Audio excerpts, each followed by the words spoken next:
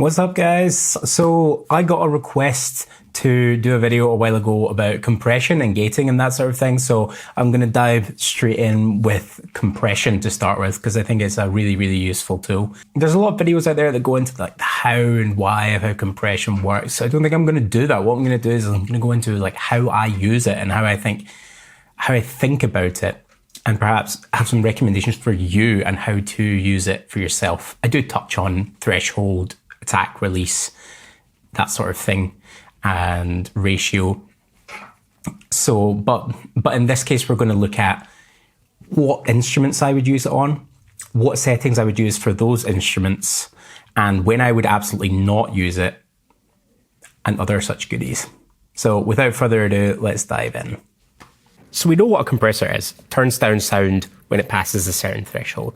So let's talk about setting good levels in a compressor for a live sound event, whether that's a gig or a conference or that sort of event. And let's talk about when and what instruments and what sources we're going to use our compressor on, as well as when not to.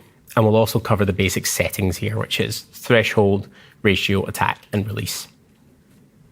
So the real basics are your threshold controls when your compressor kicks in. So you turn down your threshold to engage your compressor once it's turned on. If we turn this compressor on here, you'll see over this bit here, this red meter is the gain reduction. So as I turn it down, you'll see that as the vocal pushes into the compressor restricts the volume of the vocal.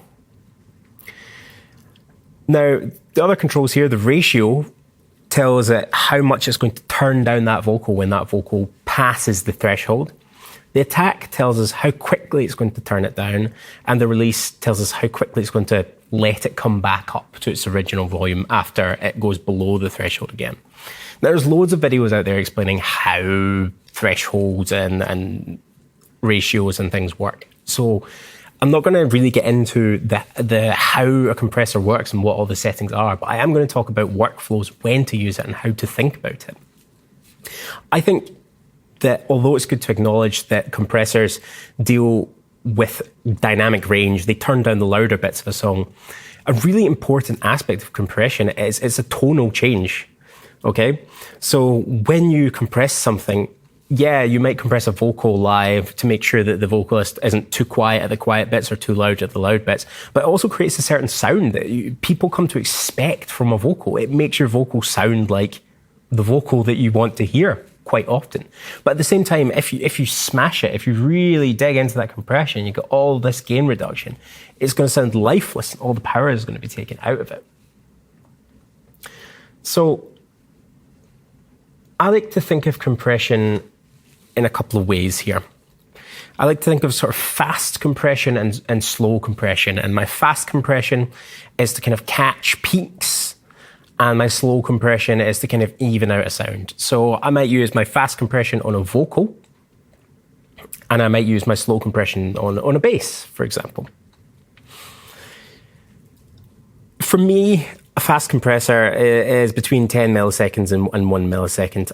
If I'm going for a vocal, I quite often go right down to 1 millisecond, and my release, I'll go fast as well. So I'll take that release down to like 25 or 30.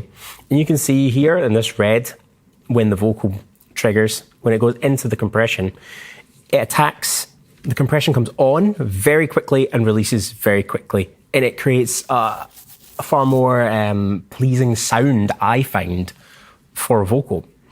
The flip side of that could be a bass, for example, where the sound is more constant. I have a bass here. So here on this bass, I'll engage my compressor, and then I'll take the attack up a bit, you know, I might even go like 30 or something like that. I think a slower attack, a mid attack is maybe 30 to 50, that sort of thing. 100 if you're feeling crazy. At the same time, what I'll do is I'll bring my ratio down and I'll look for more constant compression as opposed to it coming on and off. You can see it coming on here really slowly. I've left my release long as well. It's 151 milliseconds. I might bring that down to like 100, and I'll play with the threshold. So now that I've talked about these two sort of modes of compression, I'll tell you how I dial my compression in. I always dial my compression in with like how I hear it and the gain reduction. So I'm looking for, on average, up to 6 decibels of gain reduction. Like this is a reasonable setting for me here.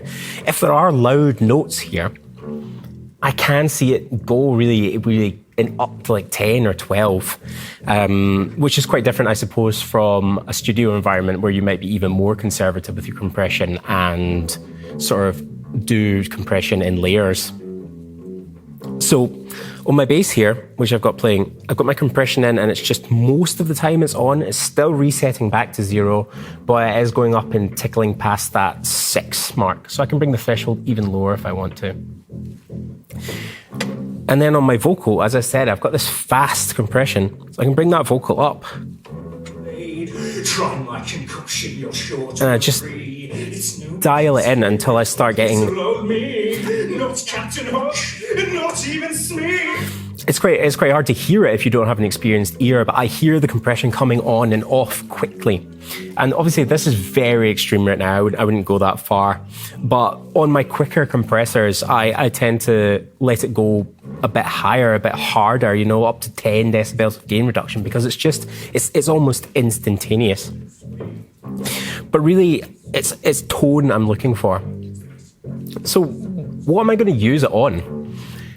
If I'm mixing a gig, I'm going to use compression absolutely on bass, on vocals, and also on drums like kick drums, snare drums, toms.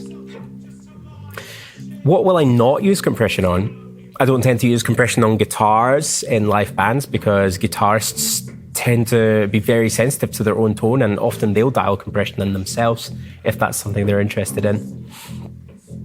In a conference setting, I quite often won't put compression on a vocal, on a microphone, because quite often you end up with headset microphones, and when you compress it, remember, you're shortening this dynamic range, okay? If you look here at this line, if I bring it all the way up, it can go all the way up here. This is where the vocal has space to move. But as I bring it down, it can't move further than this point. When I'm compressing, I'm also bringing up the feedback. So be very careful with compression if you're in just a vocal setting, just a spoken word style event. I often don't think it's necessary. If people are clear and loud, I don't think you need compression in that environment.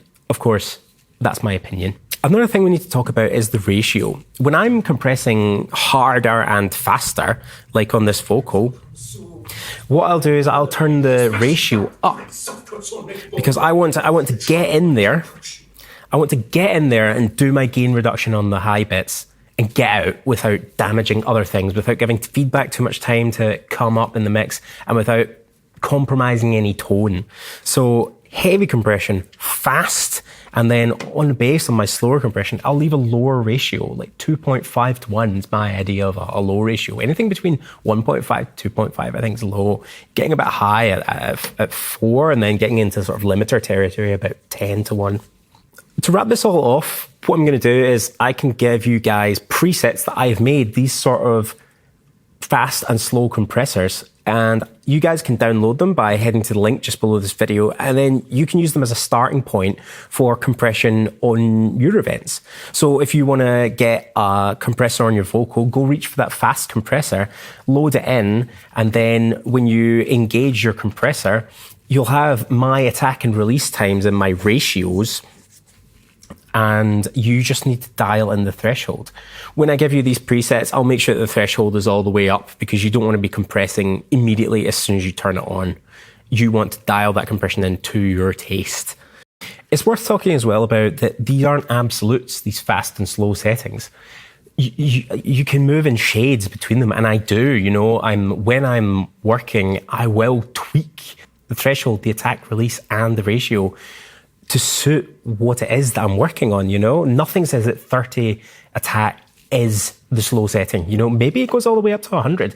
It just depends on how it sounds when I'm applying it to the source. So when you download these presets that I'm going to give you, if you're using an X32 or an M32, you can just head to the library. When you click library here, you see all your preset libraries. And then you can just pop a USB in the USB slot. You just pop a USB in the USB slot, right? And then when you're in the library, press Utility, USB drive import on this encoder here. And you can click import. And then you have to select, so you scroll down and click this encoder to select the compressor slow and the compressor fast presets. And then you can click import, and it'll ask you to import it onto the number that you have selected. Yes, and then you see I've imported compressor fast, compressor slow. Now when you go to do your vocal, you can just go in here, select your vocal channel, view your compression, press utility, and then you can find the compressor fast preset here.